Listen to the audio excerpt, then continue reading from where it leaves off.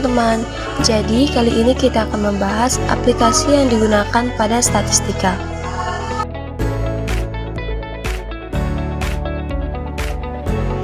Mungkin kita sering berpikir, statistika itu sangat sulit untuk dipahami dan dipelajari.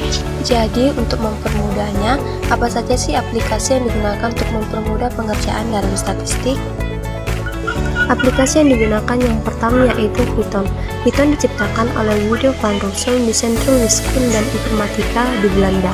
Pengembangan dimulai pada akhir tahun 1980-an dan versi pertama dirilis pada tahun 1991. Python dirancang sebagai penerus bahasa pemrograman ABC yang memiliki fokus pada kemudahan pembacaan kode. Nama Python tidak berasal dari nama ular, melainkan dari grup komedi Inggris Monty Python. Python dirancang dengan filosofi yang menekankan keterbacaan kode yang membuatnya mudah dipelajari dan digunakan. Nah, kemudian Python ini terus berkembang dengan dukungan komunitas yang kuat dengan pembaruan dan penambahan fitur secara berkala. Popularitas Python terus meningkat, terutama dalam bidang ilmu data, kecerdasan buatan, pengembangan web, dan otomatisasi. Python ini juga terkenal dengan sintaks yang jelas dan kemampuannya untuk dijalankan di berbagai sistem operasi. Kemudian, Python digunakan dalam berbagai aplikasi, mulai dari pengembangan web dan aplikasi desktop, hingga analisis data dan pembelajaran musik. Nah, kegunaan aplikasi Python ini yang pertama mengolah data mentah jadi informasi yang berguna, seperti membersihkan meja berantakan dan menyusun dokumen penting. Python juga bisa merapikan data, menghilangkan kesalahan, dan membuatnya siap dianalisis. Yang kedua yaitu mencari pola dan hubungan. Python juga bisa menghitung rata-rata, mencari tahu seberapa jauh data menyebar, dan menemukan hubungan antara variabel-variabel. Yang ketiga, membuat gambar yang menceritakan kisah.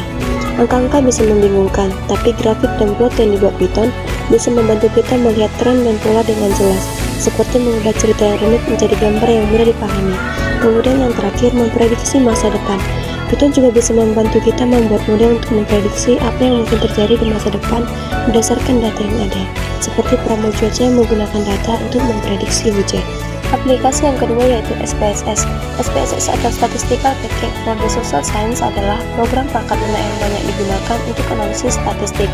SPSS pertama kali dikembangkan pada tahun 1968 oleh Norman Honey, seorang ilmuwan politik lulusan Universitas Stanford, dan C. Hadley Holt. Awalnya SPSS dirancang untuk analisis data dalam ilmu sosial.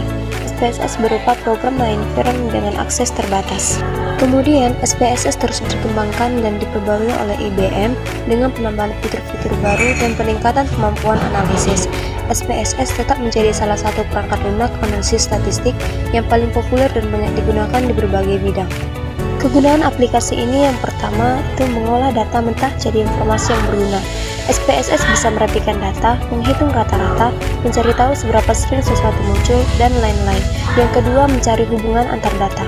Misalnya, apakah ada hubungan antara jumlah jam belajar dengan nilai ujian, atau apakah orang yang sering belanja online cenderung lebih suka produk tertentu.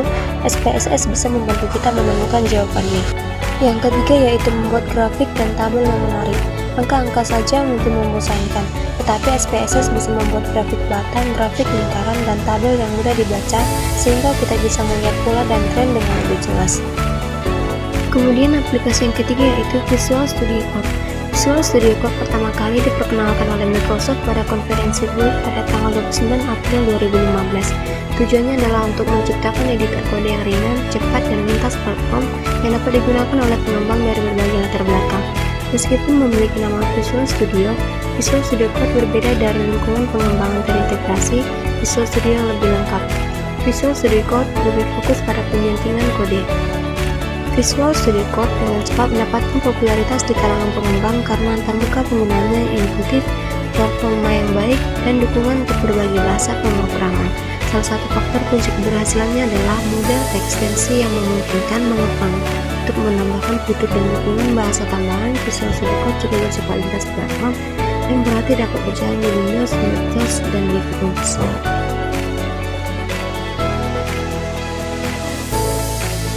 Beberapa kegunaan aplikasi ini yang pertama, pengembangan perangkat lunak. Visual Studio Code mendukung berbagai bahasa pemrograman termasuk JavaScript, TypeScript, Python, Java, C++, dan banyak lagi. Dan di mana aplikasi ini menyediakan fitur-fitur seperti penyurutan sintaks, penyelesaian kode, otomatis, IntelliSense, dan debugging yang membantu pengembangan menulis menulis kode dan melalui Visual Studio.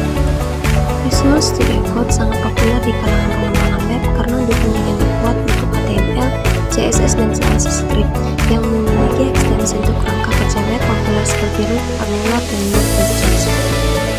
Kemudian pengembangan aplikasi. Visual Studio Code dapat digunakan untuk mengembangkan berbagai jenis aplikasi termasuk aplikasi desktop, aplikasi saluran, dan aplikasi cloud.